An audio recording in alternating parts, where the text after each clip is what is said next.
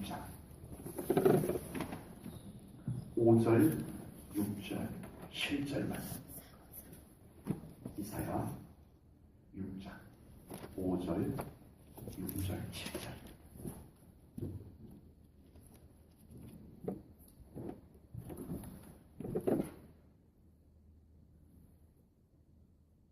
그때에 내가 말하되 화로다 나여 망하게 되었도다. 나는 입술이 부정한 사람이요 나는 입술이 부정한 백성 중에 거주하면서 만군의 여호와이신 왕을 배웠음이로다 하였더라. 그때에 그 스랍 중에 하나가 부젓가락으로 제단에서 집은 바 핀 숯을 손에 가지고 내게로 나아왔어. 그것을 내 입술에 대며 이르되 보라, 그것이 내 입에 닿았으니 내 악이 제하여졌고 내 죄가 사하여졌느니라 하더라. 아멘.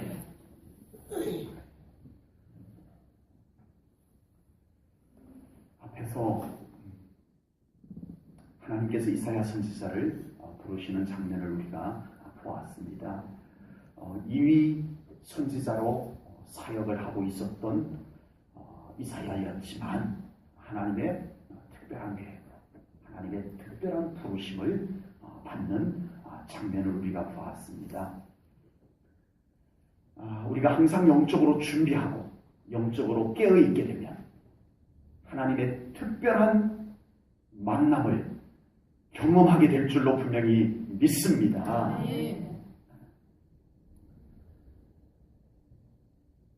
하나님은 우리를 만나주기를 기뻐하시는 하나님이신 것을 저는 발견했습니다.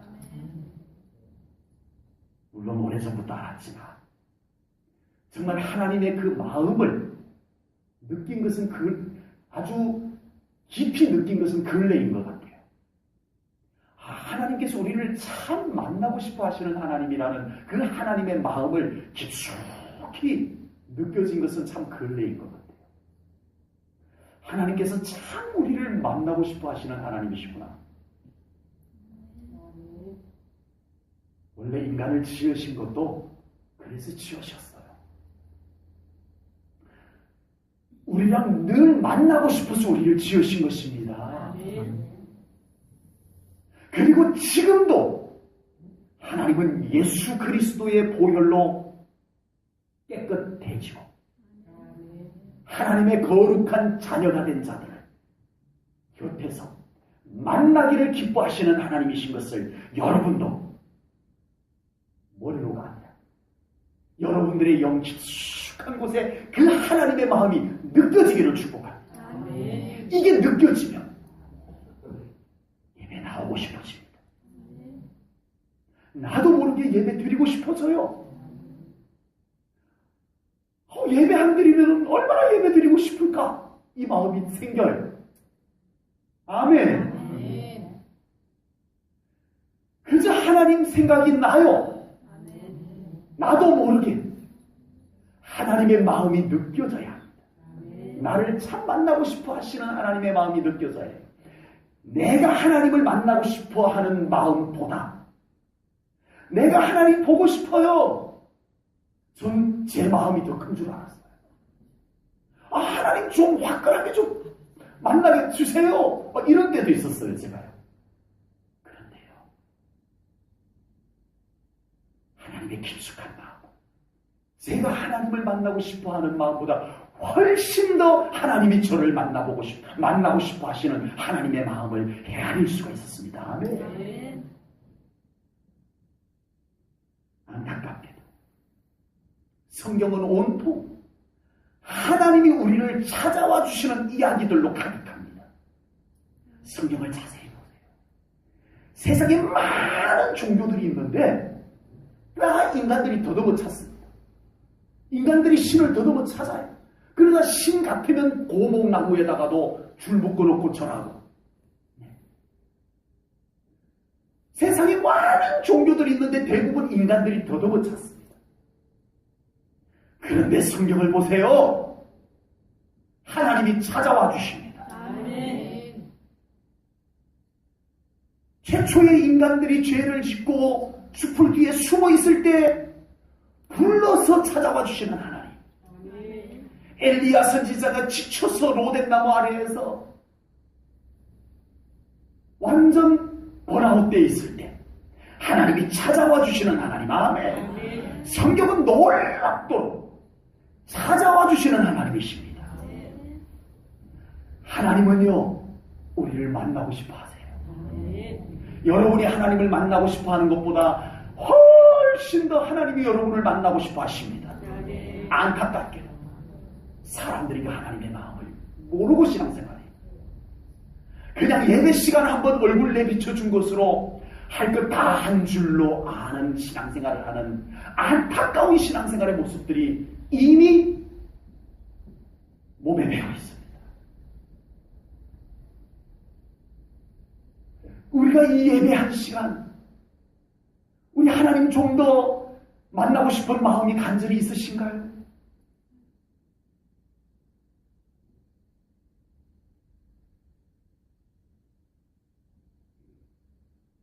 하나님은 이 예배 드리기 전 5시부터 저를 계속 만나주고 계세요. 네. 수요일이면 저는 영적 긴장도 하지만 참 좋은 시간입니다, 솔직히. 네. 수요일은 웬만한, 토요일도 마찬가지고요. 웬만한 그 예배 전 시간에는 방해받지 않는 거예요. 그래서 알아서 사모님도 아예, 저를 아는 척도 안 해요. 아는 척도 안 해요. 나한테 신경도 안 쓰는 것 같아요. 오직 우리 하나님과의 만남의 시간을 갖습니다.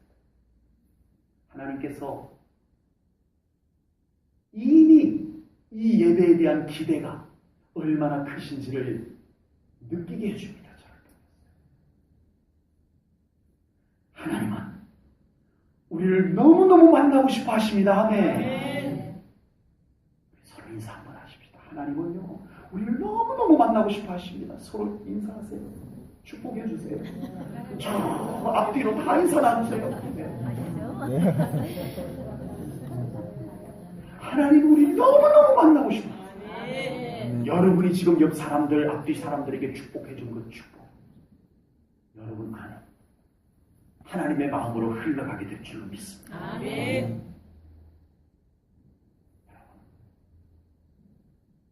우리도 꿈꾸십시다. 무슨 꿈을? 모세와 같이 신의 산에서 하나님을 만나는 꿈을 꾸십시다. 아멘. 우리도 다윗의 장막을 지어놓고 그곳에서 찬양을 하며 하나님의 영광이 그곳에 임재하는 것을 통해서 하나님의 영광을 경험한 것을 우리도 꿈꾸십시다. 아멘. 비록 낙심하였지만 하나님이 찾아와 주셔서 엘리야야, 네가 왜 이러고 있느냐? 호렙산으로 올라와라. 그 호렙산에 갔더니 하나님께서 세미한 음성 가운데 만나주신 만남을 우리도 꿈꾸십시다. 아멘. 이사야 6장에서 이사야 선지자를 하나님이 부르셔서 그에게 환상을 열어주시고 놀라운 하나님의 보좌를 통해서 그에게 만나주셨던 그 만남을 우리도 꿈꾸십시오. 아멘. 신앙생활이란 하나님 만나는 겁니다. 아멘. 아멘. 아멘. 이것보다 더 신앙생활에 대해서 더 적나라하게 표현할 수 있는 것 있으면 한번 꺼내보세요. 신앙생활은 하나님 만나는 겁니다. 아멘. 이것보다 더 기가 막힌 여러 가지 표현이 있을 거예요. 신앙생활이란 뭔가에 대해서. 하나님 만나는 겁니다. 아멘. 이사야 선지자는 엄청난 영광 가운데 하나님께서 계시는 보좌를 환상 가운데 보았습니다. 그 순간 이사야 선지자의 반응이 오늘 본문 5절에 나와요. 오늘 본문 5절에 이사야 선지자의 반응이 나와요. 5절을 봅니다. 화로가 나여 망하게 되었도다. 나는 입술이 부정한 사람이요 나는 입술이 부정한 백성 중에 거주하면서 만군의 여호와이신 왕을 배웠음이로다. 화로다 나여 망하게 되었도다 라고 먼저 표현합니다. 속된 인간이 거룩하시오 영광의 하나님을 뵙게 되면 죽는다는 것을 이사야 선지자가 알았어요. 어마어마한 하나님의 영광을 그 보좌에 앉으신 하나님을 배우는 순간에 나는 죽었겠구나 그 생각을 한 거예요. 영광의 하나님을 뵈면 죽는다는 걸 이사야 선지자가 왜 몰랐겠어요. 그래서 화로다 나요. 난 이제 하나님을 배웠기 때문에 나는 죽겠구나. 난 망하였도다. 난 죽겠구나. 라고 생각을 했습니다. 그리고 이 표현은 저는요. 실제로 이 어마어마한 영광 때문에 이사야 선지자가 정말 죽을 것 같은 하나님의 영광에 압도되었다고 저는 봅니다.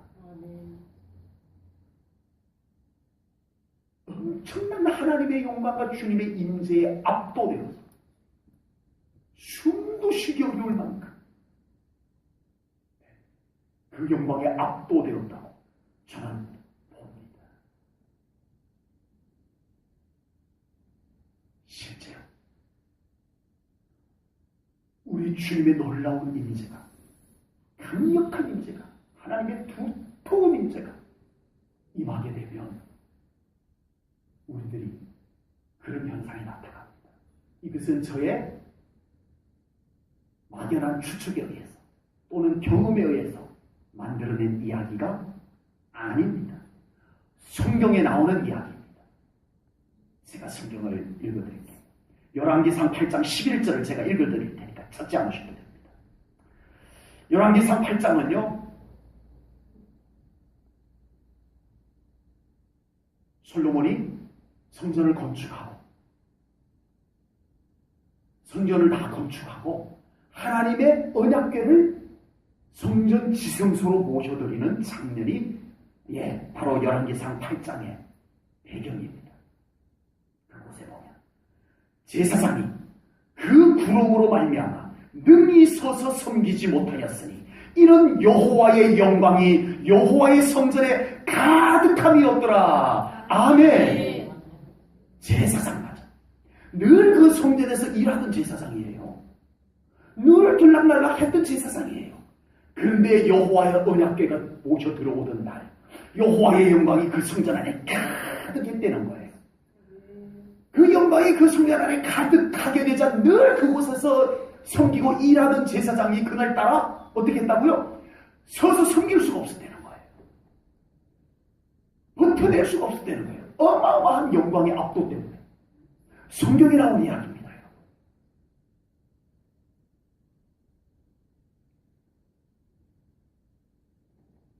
하나님의 영광은 좋은 것 아닌가요? 하나님의 영광이 임하면 기분이 좋아지고 기쁨이 더 넘쳐나고 평안해지고 기운도 더 나고 막 이래야 되는 거 아닌가요? 라고 질문하고 싶으실 거예요. 우리 인간은 아담 이후로 죄로 말미암아 속되어졌습니다. 그 이전에는 하나님과 아예 같이 거닐었어요. 에덴 동산에서. 하나님과 옆에서 같이 거닐었다니까요.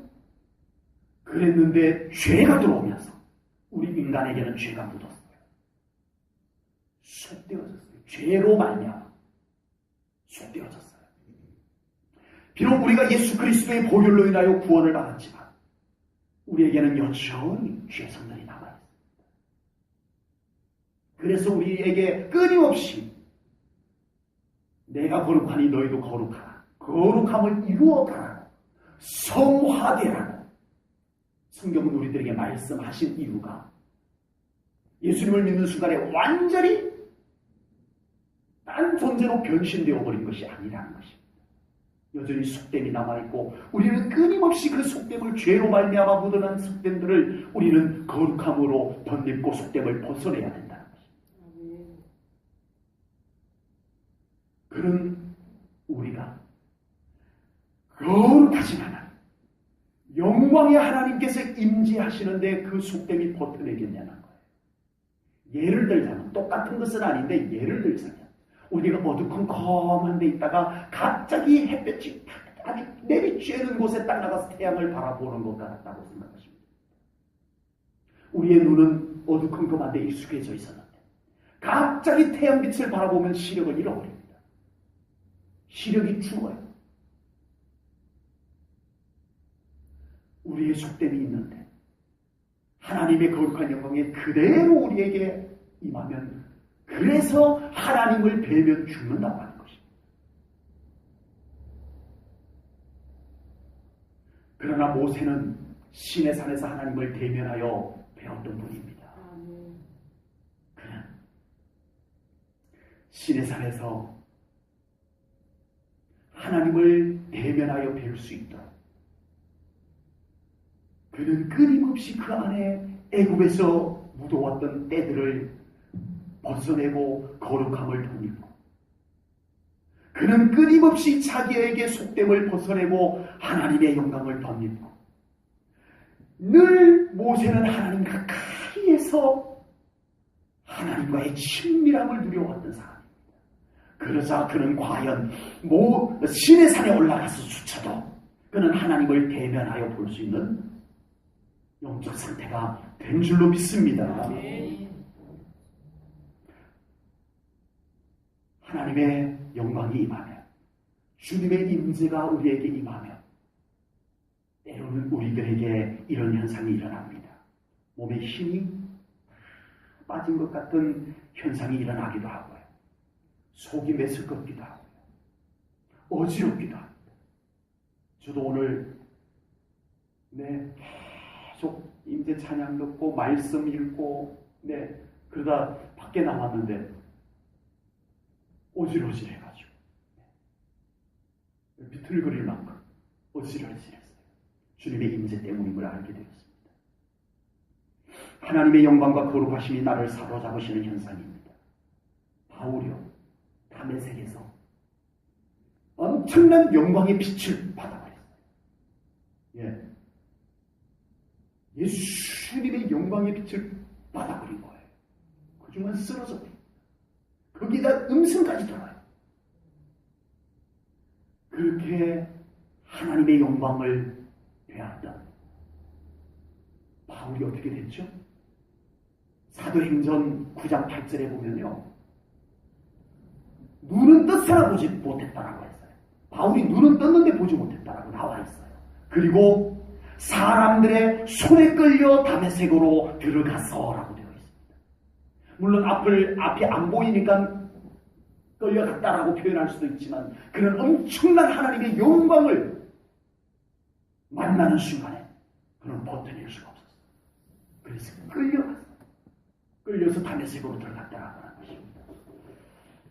사랑하는 성도 여러분, 제가 바라는데 정말 우리 사랑하는 성도님들 가운데 하나님의 영광이, 거룩한 영광이 더 임하시기를 주님의 이름으로 축복합니다. 그리하여 여러분들의 영적인 상태가 더 거룩함과 정결함으로 더 늦기를 축복합니다. 우리 안에 점점 더 속됨들이 빠져나가고 이제는 하나님의 영광이 임하여도 그런 속됨과의 충돌 때문에 오는 불편함들은 이제는 점점 없어지고 아멘.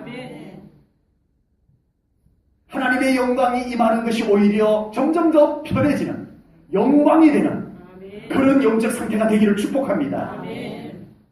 지난 한 주간은 정말 엄청난 영광과 임재가 저를 사로잡아 주셨어요. 수요 예배도 그러했고요. 목요일날 지방회 원래 예배 설교 때도 그래. 그런데 그런 저의 영적 상태를 깨뜨릴 일이 딱 생겼어요. 멀쩡히 있는 차를 뒤에 와서 뿡 들이박는 거예요. 젊은 사람이 받을 때까지 몰랐대요. 자기도 내려가지고 머리를 끈적끈적하면서 와가지고서 내가 왜 받았는지 모르겠어요.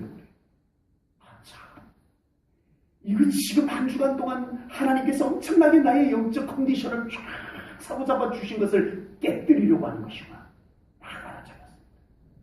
그리고 또 깨뜨리는 토요일 날 나의 영적 상태를 다 치고 깨뜨리는 말, 거짓말, 이것이 저를 탁 건드려와요. 이건 아니다. 이건 아니다. 그래서 제가 다시 알아차리고, 전에 같으면 막 속상해서 어쩔 줄은 모르고 안절부절하고 그랬을 텐데 딱 알아차리고 내 이 영적 상태를 빼앗기지 않으려고 꽤 많이 애를 썼습니다. 하나님 안에서. 그렇게 제 자신을 조심스럽게 지켜낸 결과 지난 주일날 힘들었어요. 사실은 제 영적 상태를 지켜내기가 쉽지가 않았습니다. 그 가운데 예배 도중에 우리 하나님께서 저의 그 간절함을 외면하지 않으시고 놀랍게 부어주셨습니다. 그날 엄청난 하나님의 영광과 임재가 이 교회 안에 부어졌어요. 어떤 분들은 머리가 깨어질 듯이 아팠고요. 똑같이 두 분이 그래서 기도받고 가셨어요.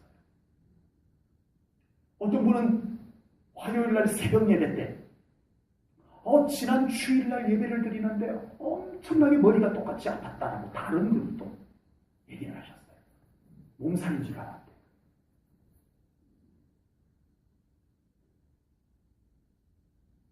사랑하는 성도 여러분, 이제 이런 임재가 여러분들에게 점점 더 편안한 영광스러운 임재로 느껴질 때까지 우리가 그 임재를 구하셔야 합니다. 아멘.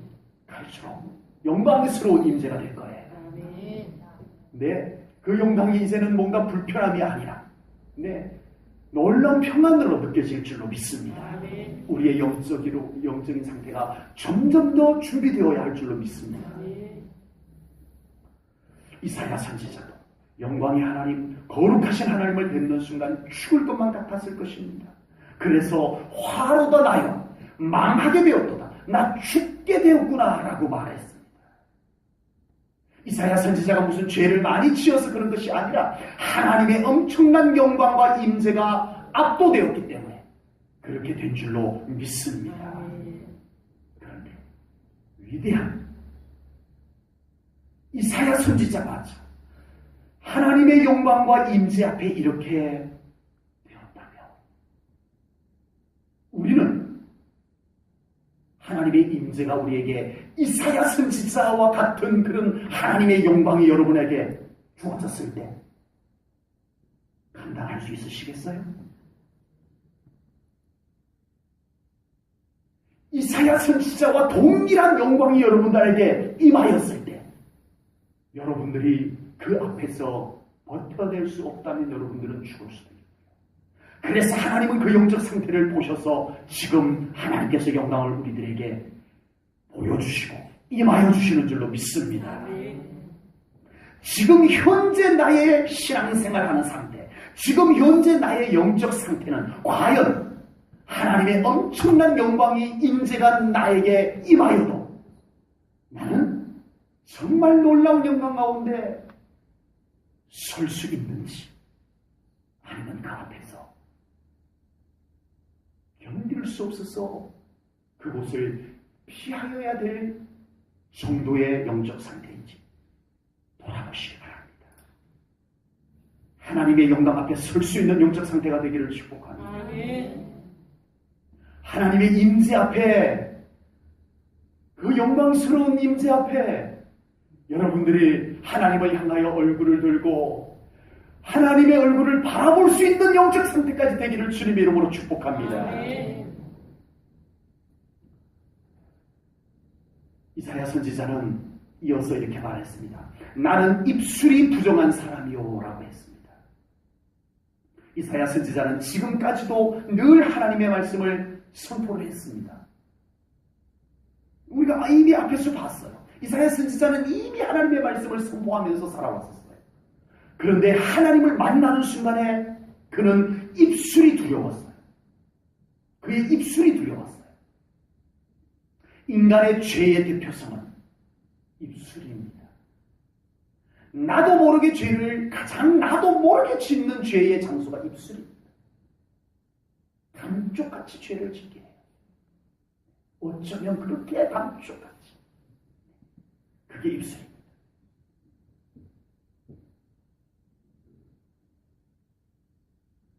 엄청난 하나님의 영광이 딱 임하는 순간에 이사야 선지자는 내 입술이 부정하잖아 라는 게 느껴졌을 것 같아요. 영적으로. 이것은 이사야 선지자가 특별히 말로 어마어마한 죄를 지어서가 아니라 엄청난 영광의 하나님, 거룩하신 하나님을 뵙게 되자 그 안에서 부정한 것이 드러난 것입니다. 그래서 회개가 이루어진 것인 줄로 믿습니다.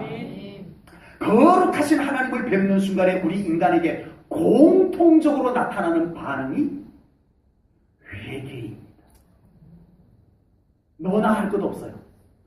나는 회개할 게 별로 없는데요. 그 사람도 회개합니다. 없다니까요. 저는요. 그 사람도 회개합니다. 왜냐하면 거룩하신 하나님, 영광의 하나님 앞에 나도 모르게 회개가 터져 나오게 되는 것입니다. 아멘. 네. 이것은 교과서를 지금 얘기하고 있는 것이 아닙니다. 제 자신의 얘기이기도 하고요. 우리 모두의 얘기이기도 한 것입니다. 저도 지금도 하나님께서 은혜 주시기 전에 꼭 한 가지씩 이제 난 웬만큼 회개할 거 다 했다 싶은데도 또 회개하게 하시고 또 기름 부어주시고 또 뭔가 마음에 이렇게 어떤 회개가 일어나면 하나님께서 또 무언가를 새로운 것을 주시려나 보다 이제는 알아차려져요. 지금도 하나님은 저를 회개시킵니다. 꼭 은혜 베풀어 주시기 전에 회개 먼저 시키시는 걸 지금도 경험합니다. 앞으로도 계속 그럴 것 같아요. 놀라운 일입니다. 거룩하신 하나님 앞에 서는 순간 내가 얼마나 더러운 존재인가가 보여지고 느껴지게 될 줄로 믿습니다. 여러분, 회개 없는 은혜는 없는 줄로 믿습니다. 회개 없는 은혜는 없다고 보시면 됩니다.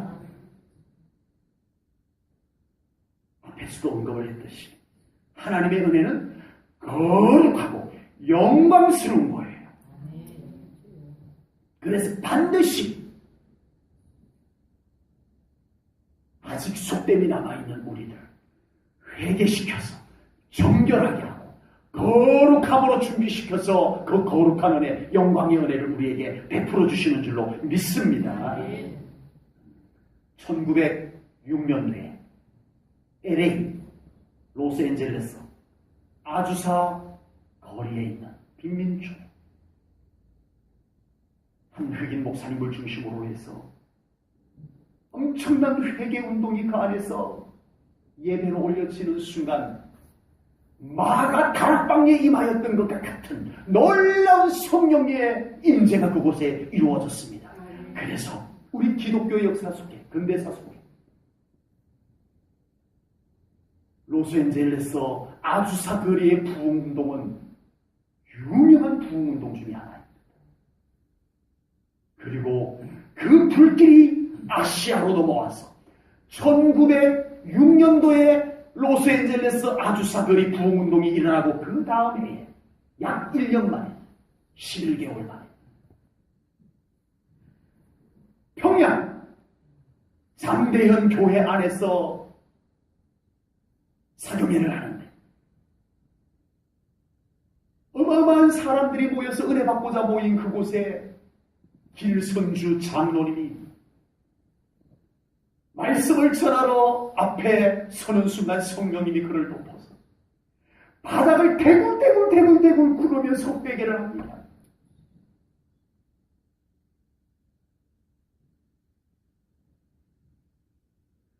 그 회개가 온 교회의 회개로 확산되어져 갔고 그것이 우리가 잘 알고 있는 1907년 평양 대부흥운동이 일어나게 된 줄로 믿습니다. 1906년도 LA 아주사 거리의 부흥운동, 1907년 평양의 장대현 교회로부터 파올랐던 대부흥운동, 어디에서 출발되었는가가 명백하게 나옵니다. 회개로부터 나왔습니다. 회개로부터 나왔습니다. 오늘 본문에서 이사야 선지자가 평소에 죄를 많이 지었기 때문에 화로도 나여 망하였도다. 나는 입술이 부정한 사람이로다. 이렇게 말한 것이 아닙니다. 거룩한 하나님의 영광이 임하니까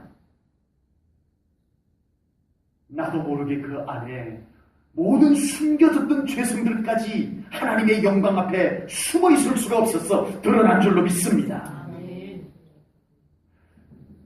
목사님, 저는 회개할 것 없어요 하는 사람에게도 회개가 일어난다니까요. 우리 하나님의 영광이 우리에게 확 밀고 들어오면 우리 안에 숨겨졌던 것마저도 드러나면서 나도 모르게 막 폭발하며 회개가 일어나게 되는 줄로 믿습니다. 회개 없는 은혜는 없습니다. 회개 없는 부흥은 없습니다, 여러분. 이걸 아셔야 해요. 우리도 거룩하신 하나님, 영광의 하나님을 배웠고 성령님께서 회개하게 하시는 회개가 이 교회 안에 일어나기를 간절히 소원합니다.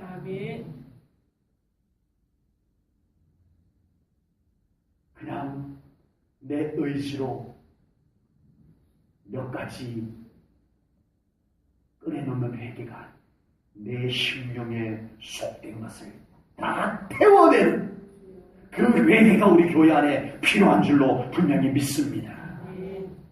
이 회개가 우리 교회에 이루어질 때 거룩한 부흥이 이루어지게 될 줄로 믿습니다. 회개 없는 은혜는 없습니다. 회개 없는 부흥은 없습니다. 하나님의 은혜는 거룩하고 영광된 것입니다. 하나님이 하늘로부터 이루시는 부흥은 거룩하고 영광된 것입니다. 우리를 회개케 하여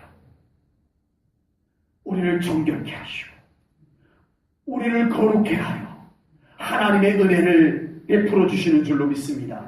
거룩한 부흥을 이루어 주실 줄로 믿습니다. 하나님의 영광의 부르심과 하나님의 영광의 보좌 앞에 서게 된 이사야 선지자에게 하나님을 모시고 섰던 스랍 중 하나가 부젓가락으로 제단에서 번제단이죠. 번제단에서 숯불을 집어가지고 날아와서 이사야 선지자의 입에 대합니다. 이 장면은 이사야 선지자의 회개에 대한 하나님께서 받으셨다. 응답의 장면입니다. 회개하는 자를 하나님은 그를 정결케 하시고 거룩하게 하셨습니다. 아멘. 이제 하나님의 특별한 계획을 위해서 이사야를 사용하실 것인데 그의 회개를 기쁘게 받으시고 그를 정결하게 하고 그를 거룩하게 하셔서 하나님께서 드디어 사용하시게 되는 것입니다. 하나님은 아쉬운 것이 없는 하나님이십니다. 하나님은요, 아쉬운 것이 없는 하나님이세요. 나 아니어도 하나님은 거룩한 일을 이루어 가시는 줄로 믿습니다. 그러나 하나님이 원하시는 것은 나를 회개하고 온전히 거룩하게 해서 나를 통해서 하나님의 일을 이루시기를 하나님이 원하시는 것을 깨달으시기 바랍니다. 그러나 하나님은 아쉬운 것이 없습니다. 유대인들은 자기들이 아니면 하나님이 아무것도 할 수 없는 줄로 착각을 했어요. 바리새인들이 아무리 종교적으로 자기들이 완벽하다 말했지만 예수님은 오히려 그 바리새인들을 향해서 뭐라고 말한 줄 아세요? 누가복음 3장 8절에서 예수님이 이렇게 말씀하셨습니다. 그러므로 회개에 합당한 열매를 맺고, 무슨 열매요? 회개에 합당한 열매를 맺어라. 바리새인들 보고 한 얘기예요. 회개에 합당한 열매를 맺고 속으로 아브라함이 우리 조상이라 말하지 말라. 내가 너희에게 이르노니 하나님이 능히 이 돌들로도 아브라함의 자손이 되게 하시리라. 바리새인들은요 착각했어요. 우리가 아니면 하나님이 뭘 할 수 있겠어? 말은 그렇게 하지 않았지만 그러면 상상 어깨 힘주고 다녔어요. 근데 예수님께서 그들을 향해서 착각하지 마라. 너희들이 회개에 합당한 열매, 너희들이 진정으로 회개하지 아니하면 하나님은 너희들 버리고 뭘로? 돌들로 아브라함의 자손 만들어서 하나님이 그 돌들로 하나님의 뜻을 이루어 갈 거라. 그까지 얘기를 하고 계십니다. 아쉬운 대로 우리 하나님께서 아쉬운 대로 일하시는 하나님이 아니라는 것 여러분들 깨달으셔야 합니다. 언제쯤 우리 모든 그리스도인들이 그냥 아쉬운 대로 주섬주섬 일하시는 하나님이 아니라는 것을 깨닫고 우리 하나님 앞에 온전히 설 날이 올까요?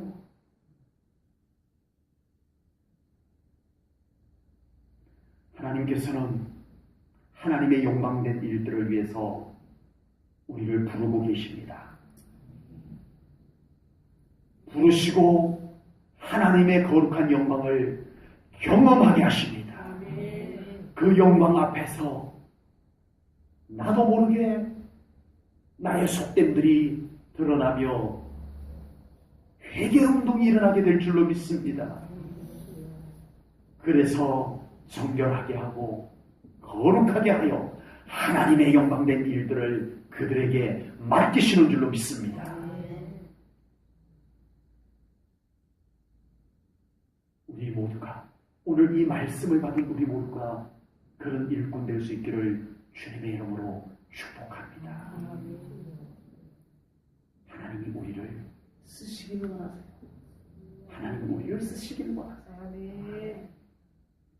이어서 7절 후반절에 이사야 선지자는 이렇게 고백을 그 스랍이 그 입술에 대고 이렇게 말합니다. 이것이 내 입에 닿았으니 내 악이 제하여졌고 내 죄가 사하여졌느니라. 아멘.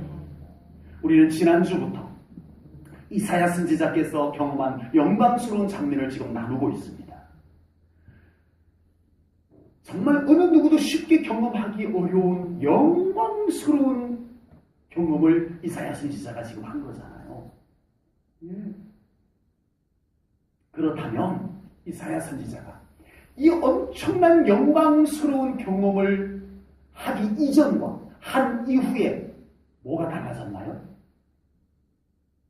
모세는 시내 산에 올라갔다가 내려오니까 얼굴에 광채가 나서 사람들이 모세의 얼굴마저 쳐다볼 수 없어서 수건으로 얼굴을 이렇게 가리고 다녀야 될 만큼 달라졌는데 이사야 선지자는 이 엄청난 영광스러운 광경을 경험하고 이전과 이후가 뭐가 달라졌나요?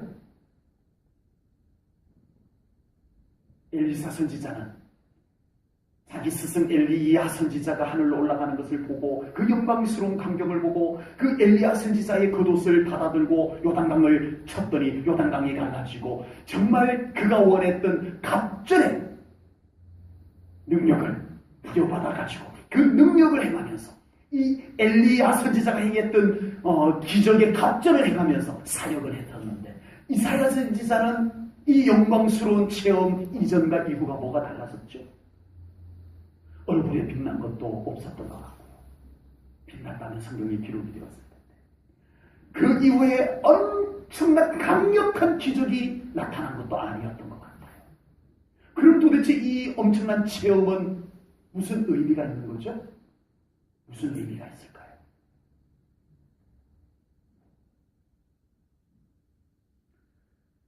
많은 그리스도인들이 신비한 경험을 통해서 무엇인가 확 달라질 것을 기대합니다.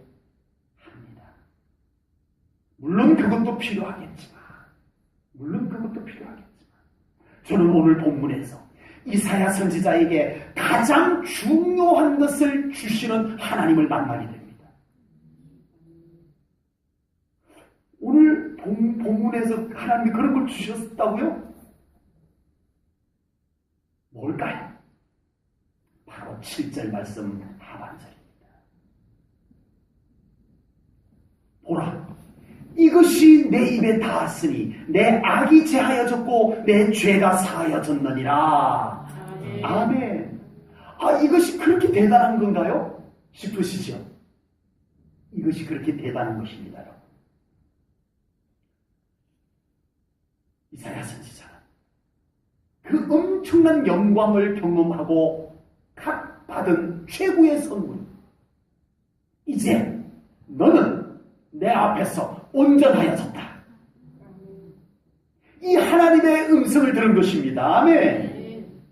이제 이사야 선지자는 담대할 수 있습니다. 더 자유할 수 있습니다. 더 확신을 가지고 복음을 선포할 수 있게 된 줄로 분명히 믿습니다. 여러분, 우리의 신앙생활에서 뭐가 큰 은혜일까요? 엘리야 선지자가 갈멜산에서 엄청난 하나님의 영광을 경험했습니다. 갈멜산 제단에다가 제물을 준비해서 정성껏 얹고 하나님 앞에 예배를 올리자 하나님께서 어떻게 응답을 하셨어요? 불이 임하여, 그 보는 사람들 앞에서 불이 임하여 그 제물을 흠양하셨어요. 와, 이 엄청난 체험을 한 겁니다. 근데 엘리야가 이 갈멜산에서의 체험 이후에 어떻게 됐어요? 광야 로덴 나무 아래 가가지고 이게 뭡니까 하나님, 나 이제 할 만큼 했으니까 내 생명을 거두어 가소서 이러고 있습니다. 여러분, 이거 뭔가 좀 이상하잖아요. 갈멜산에서 그 엄청난 하나님의 임재를 경험했다면, 와, 우리 같으면 불같이 그냥 일어나서 외치고 선포하고 할 것 같은데 엘리야는 다운되어버려요. 이게 뭘까요? 그때 하나님께서 그 엘리야를 부릅니다. 어디로 불러요? 호렙산으로 올라와라. 호렙산으로 와라. 하나님이 부르세요. 엘리야가 호렙산으로 갑니다. 호렙산으로 가요. 호렙산에 딱 도착해서 하나님, 제가 왔나이다 하는데 갑자기 바람이 갑자기, 이건 정말 하나님의 임재의 바람입니다. 몰아치고 바람 가운데 계시지 않았어요. 갑자기 바람이 끝나더니 지진이 일어납니다. 땅이 흔들립니다. 이제 하나님이 오시나 보다. 하나님이 안 계셨어요. 뭘까? 세 번째, 불이 그곳에 임하였어요. 불과 얼마 전에 그 갈멜산에서 임하였던 불이 다시 그곳에 호렙산에 임하였어요.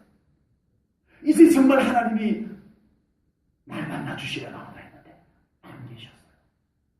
그리고 바람도 지나가고 지진도 지나가고 불도 지나가고 고요해지자 세미한 음성으로 하나님이 엘리야를 만나주신 줄로 믿습니다. 엄청난 체험을 했던 엘리야는 지쳐있었지만 세미한 음성으로, 엘리야야, 너 혼자 아니야. 내가 너와 함께 한단다. 이 세미한 음성을 듣고 엘리야가 나 이제 됐어요. 나 이제 할 만큼 했으니까 저 생명 거두어 주세요. 이랬던 엘리야가 다시 사명을 붙잡고 내려갑니다. 그 끔찍하게도 가기 싫은 사명의 현장으로 다시 내려갑니다. 무엇이 엘리야를 그렇게 만들었다고요? 세미한 음성, 아멘.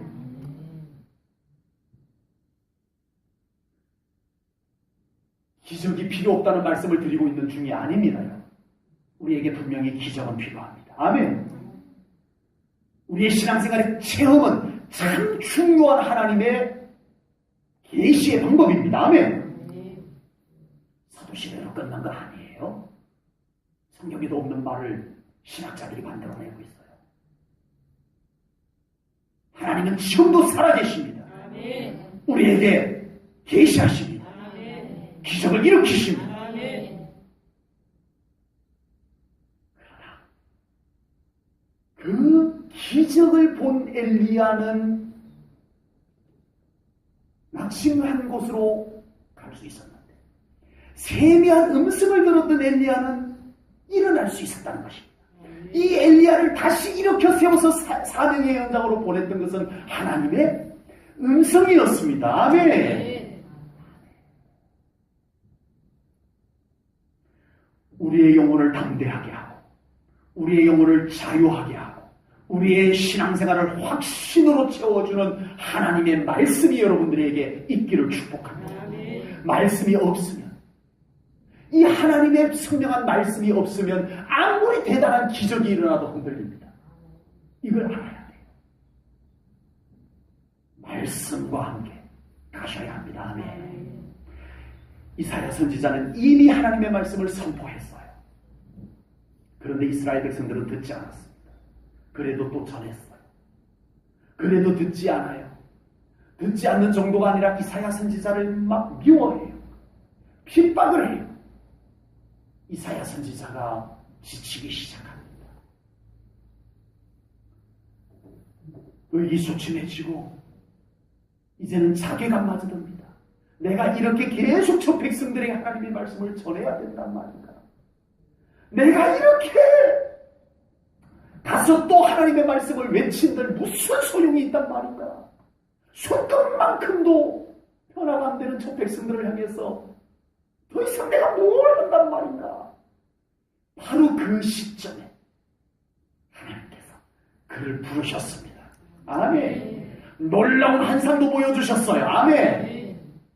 하나님의 살아계심을 눈앞에서 보게 하셨어요. 아멘. 그리고 결정적으로 이사야 선지자를 딱 사로잡는 말씀이 7절 말씀입니다. 이것이 내 입에 닿았으니 내 악이 제하여졌고 내 죄가 사하여졌느니라. 아멘. 이 말씀은요, 이런 의미가 담겨져 있습니다. 제가 지금 이 7절 하반절 말씀을 이렇게 좀 저에게 해주시는 말씀으로 사실은 제가 이렇게 적어봤는데, 설교 준비하면서 목사인 저에게 해주시는 음성으로 이렇게 제가 받아 적어봤는데 여러분들에게 소개를 해보려고 합니다. 이사야 선지자에게 하셨던 말씀을 이렇게 제가 적어봤어요. 넌 이제, 장일성 목사야, 넌 이제 나 여호와 앞에서 온전한 자가 되었노라. 세상이 너를 무엇이라고 해도 흔들리지 말라. 사람들이 너를 어떻게 보든 흔들리지 말라. 내가 너를 불렀고 내가 너를 깨끗게 했고 내가 너를 보내노라. 이것이 중요하니라. 이 말씀으로 제가 받았습니다. 동일하게 여러분들에게 선포합니다. 다시 제가 정리한 내용을 읽어드립니다. 넌 이제 나 여호와 앞에서 온전한 자가 되었노라. 세상이 너를 무엇이라고 해도 흔들리지 말라. 사람들이 너를 어떻게 보든 흔들리지 말라. 내가 너를 불렀고 내가 너를 깨끗하게 했고 내가 너를 보내노라. 이것이 중요하니라. 아멘. 우리는 하나님의 말씀, 하나님의 음성을 더 붙잡아야 할 줄로 믿습니다. 내 느낌의 소리, 내 경험의 소리 안 됩니다. 세상의 소리 안 됩니다. 환경의 소리도 안 됩니다. 우리는 하나님의 세미한 음성을 듣는 신앙이 되어야 할 줄로 믿습니다. 성경이 나에게 하는 말씀을 붙잡아야 할 줄로 믿습니다. 오늘도 오전에 목장 예배를 드리고 오후에 이제 병원에서 퇴원하신 우리 집사님 잠깐 가서 기도해 드리러 갔었어요. 참 많이 이렇게 건강도 힘들고 수술도 이렇게 연구도 하고 그래서 참 많이 어려우신 것 같아요. 그런데 이쪽 다리가 뭔가 조금 약간 좀 불편한 게 남아 있어요. 이것 때문에 더 나빠질까 걱정이에요. 라고 얘기를 하셨어요. 지금 더 나빠지고 있는 거 아니죠? 그랬더니 그건 아닌데 자꾸 걱정이 돼요. 괜히 이것이 나빠질까봐 걱정이 자꾸 돼요. 그래서 제가 말씀 읽고 말씀을 전하면서 이렇게 집사님에게 권면했습니다. 그 생각을 붙잡지 마세요. 그 생각 붙잡지 마시고 그 생각이 들 때마다 선포하세요. 하나님 은혜로 괜찮아질 수 있다라고 집사님 선포해보세요. 그냥 목사가 시키니까 그냥 한번 따라해보세요. 집사님 마음에 지금 제가 권면하는 이 말씀이 확 와닿지 않더라도 그냥 목사가 시킨 거니까 한번 그냥 마지못해 살아도 한번 따라 한번 해보시면 괜찮습니다. 자꾸 선포하세요. 마음에 난 이제 안 되려나 봐. 이런 생각이 들면 얼른 떠나가라고 외치세요. 집사님. 그리고 집사님 찬송 좋아하시잖아요. 아는 찬송가 있잖아요. 그 순간 그런 마음이 들 때 찬송가 부르세요. 제가 당부 몸을 위해서 나는 좋아진다. 하나님 은혜로 나는 좋아진다. 자꾸 선포하라고 제가 숙제에 남겨놓고 마음 안에 나는 이제 어려워. 난 이제 이렇게 건강이 안 좋은 상태고 그냥 그런 마음이 들면 얼른 그 마음을 쫓아내고 찬송 부르세요. 주님 하고 찾으세요. 제가 숙제를 내줘왔어요. 여러분, 우리의 믿음 생활은요 무엇을 붙잡느냐가 참 중요합니다. 무엇을 받아들이느냐가 정말 중요합니다. 여러분들의 신앙생활에 큰 영향을 주는 게 뭔가요? 여러분의 경험이죠. 여러분들의 판단이죠. 하나님의 말씀이 여러분들에게 더 영향력 있기를 축복합니다. 우리의 승리의 삶이 어디서 올까요? 초자연적 승리의 삶은 어디서 올까요?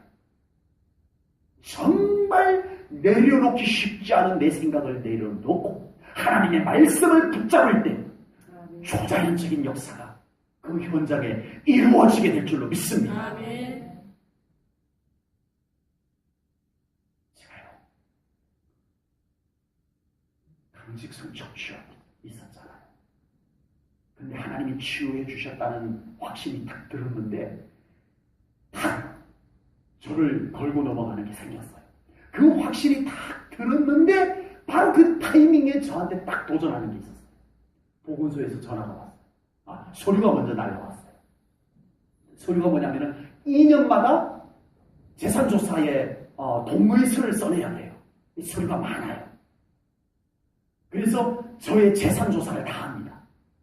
완전히 우리 가족들 것까지 예림이가 숨겨놓은 돈까지 다 찾아냅니다.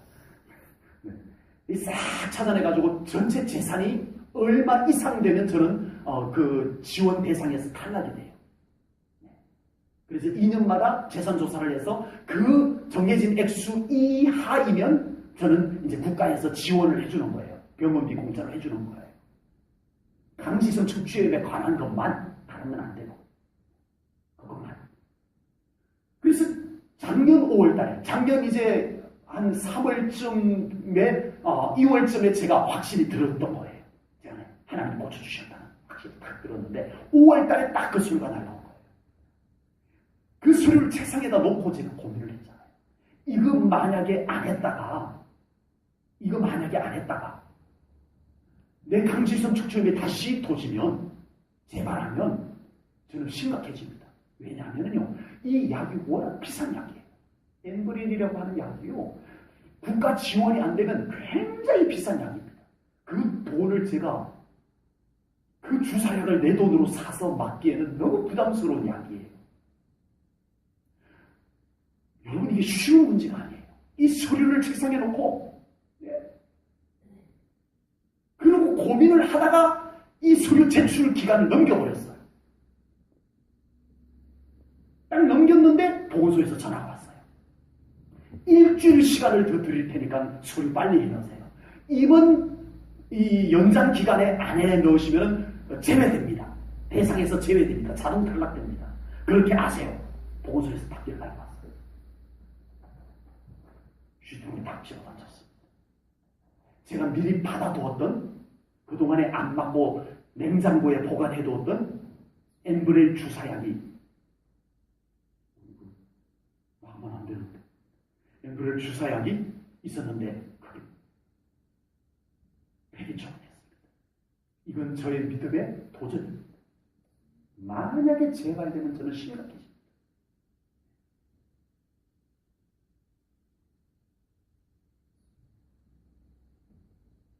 하나님의 저의 마음에 주신 확신을 저는 붙잡게 됐습니다.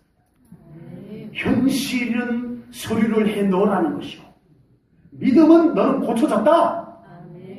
하나님께서 내가 너를 고쳤다. 이건 믿음이고, 현실은 서류 해넣어서 뭐 손해 볼 거 없잖아. 이거 돈 드는 것도 아니고 그냥 서류 해넣으면 되는 건데 뭘. 이게 끊임없이 제 마음을 욕했어요. 근데 왠지 서류 해넣는 것은 믿음이 없는 것 같은 느낌이 자꾸 저를 괴롭혀서 머뭇거리다가 단호하게 버렸어요. 그리고 지금 2년 깨끗합니다. 우리는 믿음을 붙잡는 겁니다. 하나님의 약속의 말씀을 붙잡는 겁니다. 믿음 생활이 뭘까요? 내 생각 붙잡는 거. 물론 이 말을 오해는 하지 마세요. 저도 제 생각 갖고 살아가요. 그러나 하나님의 뜻과 내 생각이 충돌할 때를 얘기하는 겁니다. 현실과 하나님의 뜻이 충돌할 때를 얘기하는 거예요.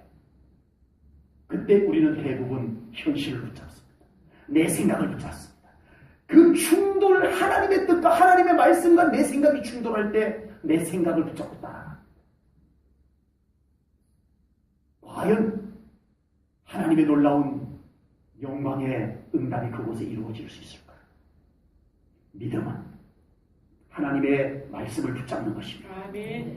신앙생활이란 하나님의 뜻을 붙잡고 따라가는 것입니다. 이것이 신앙생활입니다, 여러분.